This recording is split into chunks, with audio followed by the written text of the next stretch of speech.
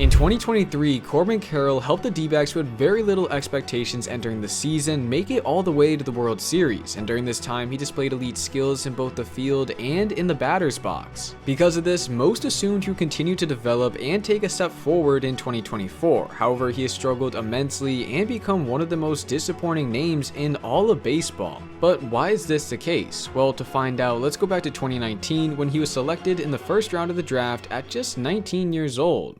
Despite being one of the younger players in the D-backs farm, he would go on to impress in all parts of the game. Defensively, he was a sound outfielder using his plus speed to easily track down fly balls, and offensively, his pure swing allowed him to hit for both power and average. So when he finally made it to the big leagues at the end of 2022, he wasted no time getting acclimated. In his 32 games, he posted 15 extra base hits, a 132 OPS plus, and made highlight reel plays in the field like this one where he robbed Sean Bouchard of a base knock.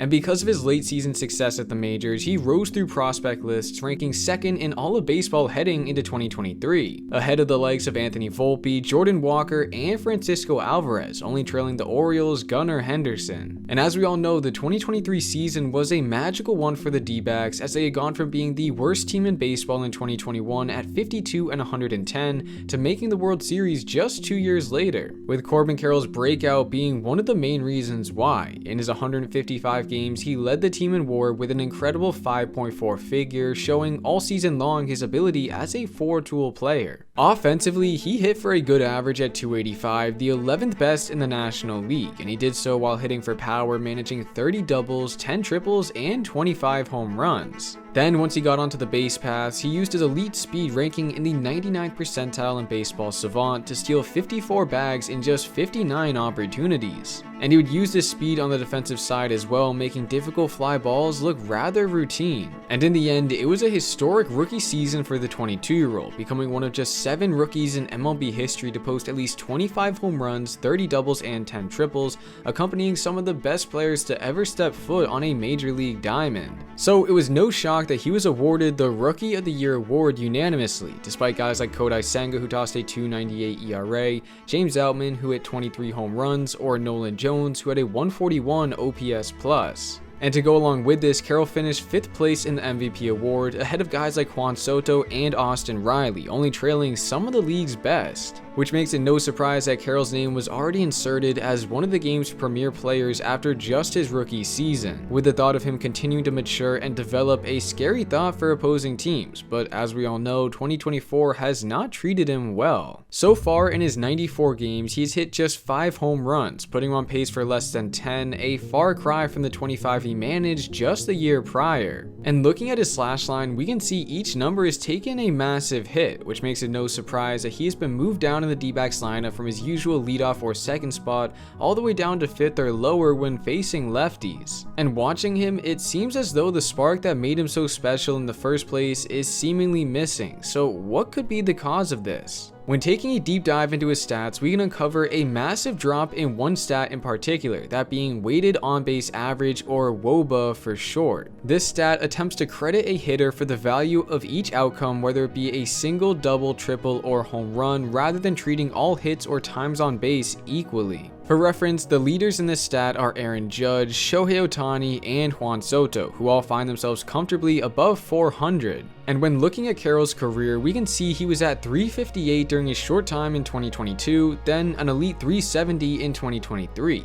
But this season, that number has plummeted almost 100 points to 284, well below the league average of 310. Making it clear that each time he steps up to the plate, his production has been miles away from the elite quality he had from just the year prior, and there is one big tell as to why this could be the case, and it's found when looking at his swing. On the left, we have 2023, and the right, 2024. Let's focus there for now. Take a second to notice his stride. As you can see, his front foot is so far forward that he looks unbalanced and in a stretched position. But when we look back to 2023, when he had all of his success, we can see that he wasn't stretching himself thin, and it allowed him to stay upright, which in turn helped him to have a better bat path that wasn't so flat like it has been in 2024. And when changes to a player's swing like this happen, oftentimes it makes him late on velocity. This is further proven to be the case when looking at his stats against the four-seamer. In 2023, he crushed this pitch, hitting 305 with a 576 slugging for a run value of positive +12, tied for the 25th best mark in all of baseball. However, in 2024, his average has dropped to 189 and slugging to 315 for a run value of -5, tied for the 46th worst mark. Because of this, teams have been peppering him with fastballs far more than they used to, up from 56.1% of the time last year to 61.7%. And it's clear they are attacking him in a certain spot. Take a look at his fastball heat maps in 2023 and 2024. As you can see, in 2023, it was spread out across all quadrants of the zone, but in 2024, it is primarily up and in. And as we discovered with his swing change, he is late on velocity, but also makes his bat path far more flat, which is making him get under balls rather than driving them.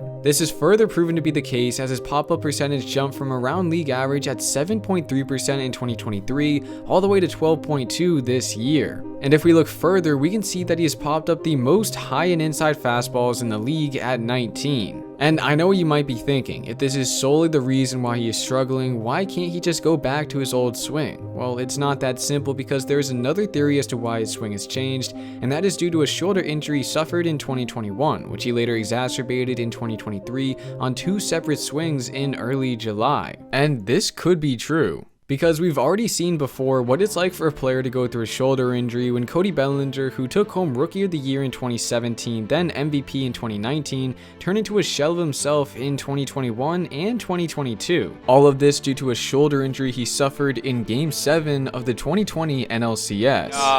Not the first time it's happened, but I hit Kike a little too hard, my shoulder popped out, so I just had to run back to the training room and they had to pop it back in real quick. Bellinger was happy and joyous that night because of his big home run, but he had no idea how much this would affect him during the next few years. Take a look at his swing evolution from pre and post injury. As you can see, pre-injury, a fluid swing with his follow-through including great shoulder mobility and strength, allowing his bat to reach his back. But when we look at his swing after the injury, we can see even when he was hitting home runs, the follow-through was nowhere close to where it once was, indicating that his shoulder was not healthy, which makes it no surprise that he struggled in 2021 and 2022 in comparison to the success he found in the late 2010s. As for Carroll, we can see before his injury last July, he had 41 extra base hits, a .292 average, and an over 900 OPS in 345 plate appearances. But after he suffered the injury, his numbers dipped to just 24 extra base hits, a .278 average, and an OPS at 799, and around the same amount of plate appearances at 312, showing that while he was still getting hits at a similar rate, his power had pretty much been zapped. But instead of blaming his shoulder for the lack of production, he has instead indicated something else being the problem, mentioning, "If you're watching on TV, my goal right now is to barely show you my whole last name, whereas before I felt like maybe you can see a little bit more of my left shoulder. I'm gonna make sure I'm not counter-rotating because to get out of that kind of rotation, you've got to rotate, and a rotational flat swing isn't necessarily what I'm looking for." Something he felt he was improving on after his homer and 5 RBI performance on May 7th, stating that his attack angle and vertical bat angle were becoming more and more where he wants it to be. However, when comparing his pre and post May 7th stats, we can see his numbers are still nowhere close to his typical self, meaning that it's a lot more than what he is saying or what his swing is telling us. Instead, it could be due to the fact that this is his first time ever facing adversity. During his high school career, he hit .440 with 22 home runs and 101 RBIs, which helped him go in the first round of the 2019 draft. Then throughout the minor leagues, despite being one of the younger guys, he excelled at each level, making him a consensus top prospect heading into 2023, where he would go on to become a unanimous Rookie of the Year winner, 5th place finisher in the MVP award, and help lead the D-backs to their first World Series appearance in over 20 years. It's truly the first time he has ever struggled in this game, and he's having a difficult time trying to break out of it. But that's normal, and given his incredible track record, there is great reason to believe that he will overcome his first half struggles and regain his past glory. Whether it be by fixing the mechanics in his swing, getting his shoulder back to a strong state, or being able to overcome the mental struggles of underperforming, there is great reason to believe he will be back to his best. So I hope there's a little more understanding as to why one of the game's most electric superstars has struggled so far in 2024.